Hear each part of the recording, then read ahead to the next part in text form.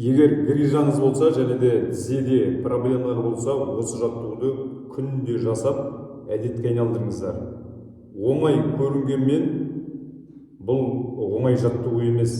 Сондықтан өзінің техникасымен жасауға тырысыңыздар. Егер техникасымен жасай алмасаңыз, қазір көрсетемін бастапқы кезде қалай жасау керегін. Негізі жалпы бұл жаттығуды осылай аяқты көріп тұрсыздар. Кейін тарттым.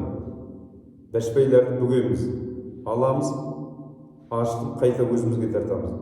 Бүктік, аламыз, қайтамыз, өзімізге тартамыз. Енді бұны егер жасау қиын болады, басында белгісіз тартылады, біреуде аяқ тартылады, біреуде бәшпайлар тартылады, жасатпайды.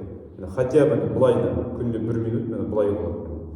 Бәшпайды, біреулерде бәшпайдың саусағы дейді, бізде мысалы бәшпайды.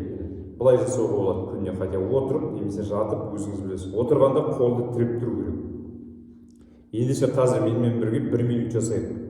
Егер 1 минут қиын болатын болса, 15 секунд, 30 секунд болады. Ендеше 1 минут бірге жасаймыз. 1, 2, 3. 1 минутта қанша рет жасаймыз екен? 4, 5, 6, 7. Керемет, уже біліп жатыр. 8. Варикозға 9, 10. Белдерінде грижасы бар 11, 12, 13, 14, 15. Асықпай, бірақ до конца тарту керек. 16. Алдық. Саусақта бәшпайларды ашып аяқтың.